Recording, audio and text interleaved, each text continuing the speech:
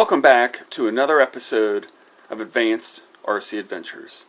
Today we're going to go through a Novarossi engine on a side adventure. This is a channel where we investigate, explore, build and explain, upgrade, and advance Nitro RCs to another level. Come start a new adventure with me. A2RC here. Today we're going to be doing an overview on a Novarossi race engine. Rex is one of Novarossi's brands. This is an R12 LR3. Novarossi also built engines under the Top brand. They made a lot of other engines for manufacturers like HPI, RB, and many others. This particular engine was built back in 2005.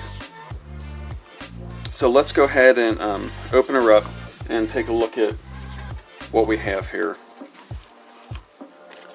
We have paperwork, we have an exploded view.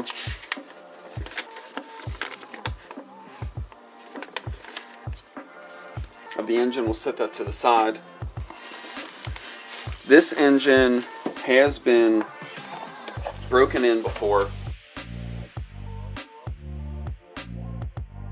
It's pre-owned to me, but very lightly used. This is essentially the process or the system that I like to use to preserve my engines. I make my own bubble wrap bags. I seal my engines up after they've been refreshed or rebuilt or even brand new. Put a desiccant bag inside. Let's open this up and take a look. Let's cut it open here.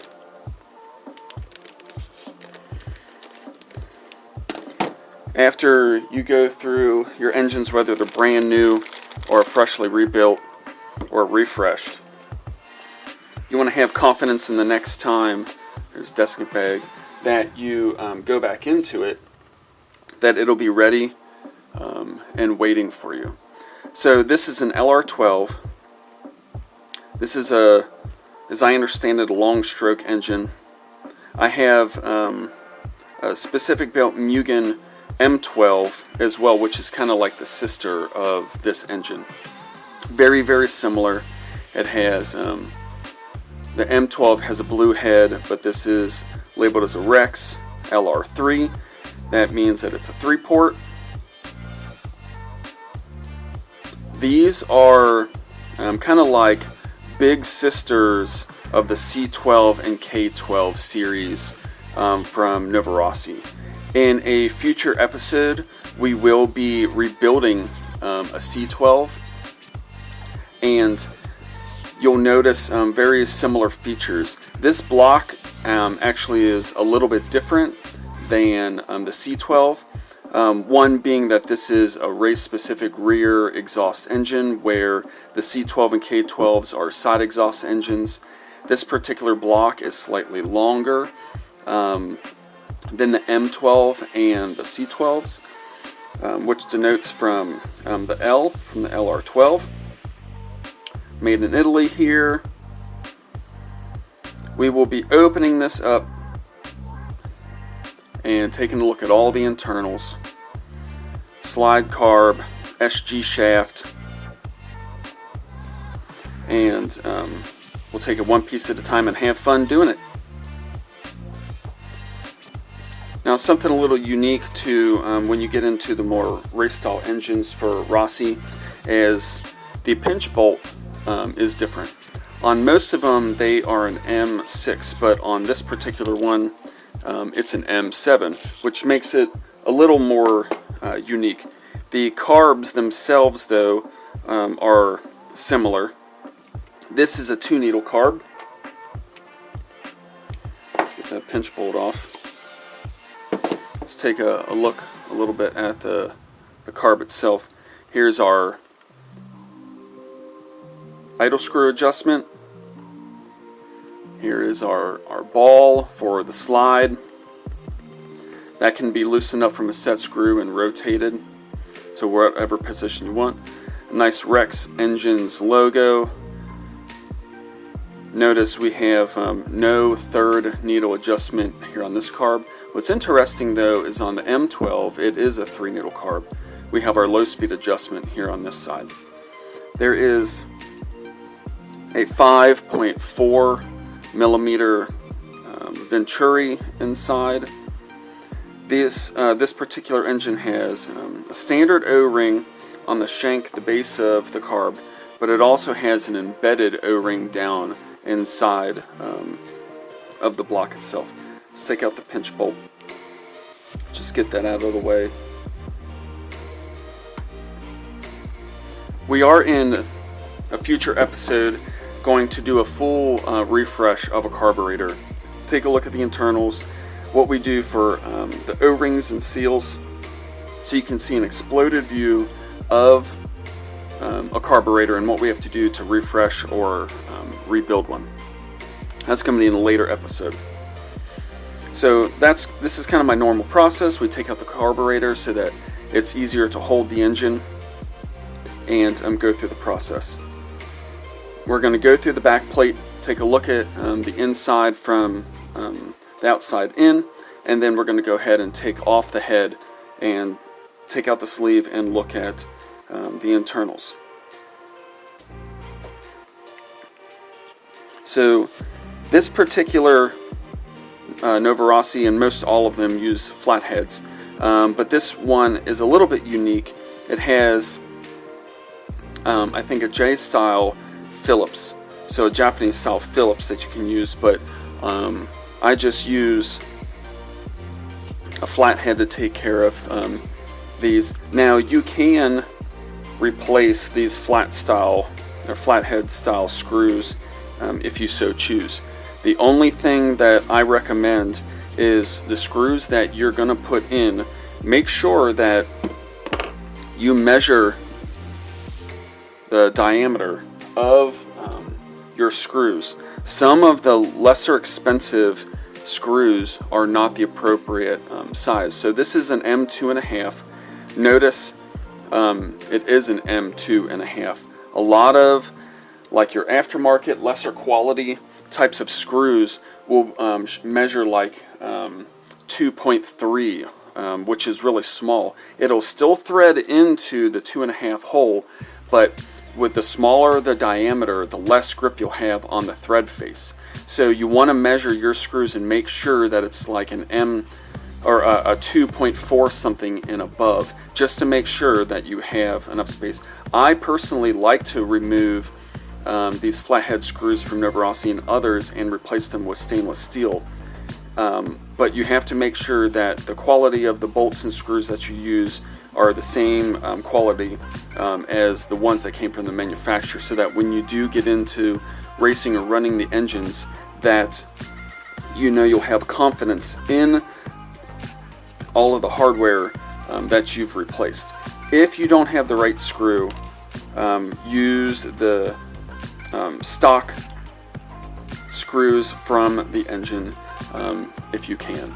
If not, you do have to kind of just use what you have, but do your best to replace them with the same type of quality as what you're taking out. So again, I like to just kind of rotate my back plates, and then you can get a hold of them and pull them out. Now this is a non-pull start, bump start. This engine, like I said, has been refreshed and ran. I put it on the test stand. This back plate has a little notch cut out, O-ring seal. Set that to the side. Take a look here at the internals. We'll take this all apart and take a look at everything. Take off the head.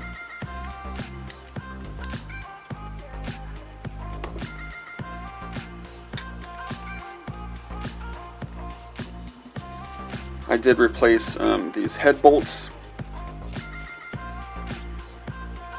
It's a 2.5 millimeter hex. Let's take a look at. So these are going to be an M3. These are an M3 bolt. which is honestly a big upgrade to this particular engine. Most engine head bolts are an M2.5 as well, and they'll probably use a 2mm hex. So with these M3 bolts, it's a big upgrade in holding power.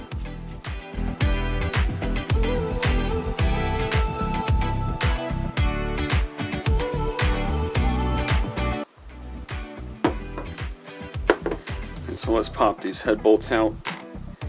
So like I said, they're an M3. Let's go ahead and measure their length. These are a 14mm long M3 head bolt. These have, this engine has a head button, 2 dimples to denote the rear.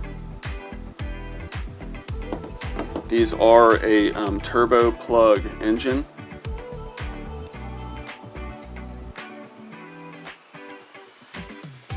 Set that to the side. Take our head shim off. Now I do recall that these come factory with one head shim. It's aluminum. This is a 0.3 head shim. Novarossi did make optional head shims as well. I think a 0.1, 0.1.5, and a 0.2, I believe. Let's take this sleeve out. We'll take a look at that in a moment.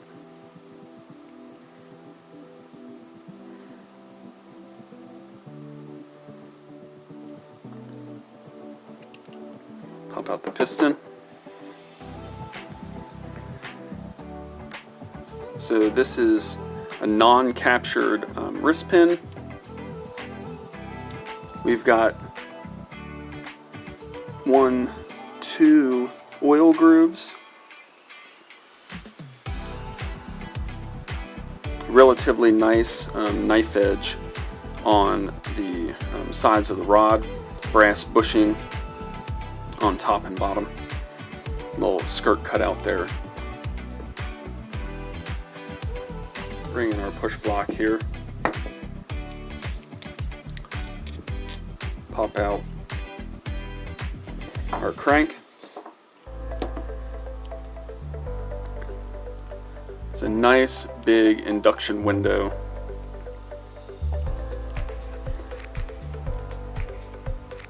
Little oil hole, standard SG shaft. Let's go ahead and measure our bearing journals. So this uses 11.5, which is, it's very unique. Having 11 ID is one thing, which is not very standard, but having 11.5 is very unique. Got a nice little fang cut here on the balance lobe for the crankshaft. There's no other kind of cutout for this particular crank.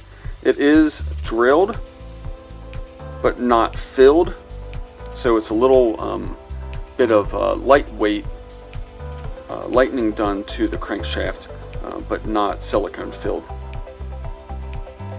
This uses a steel ball and cage on the rear and on the front, but it has a rubber seal on the front. Take a look at the block by itself here now. So when we look at the M12 in the future, you can count the amount of fins. It's almost the same style, but these LR blocks have one extra fin on there, and so that makes the block slightly taller and the overall of the engine slightly taller. So this LR12 is slightly taller, but almost looks the same in the head profile and the shape is essentially or effectively the same, but of course there's different markings on the M12. Nice little shine cuts on the head. It's very, very similar to the Novarossi made but HPI 12RXS. Don't get it confused with the 12RSC or Pro SS. Those are also Novarossi made, but it is a different design. Those other ones are more like the C12 and K12 versions.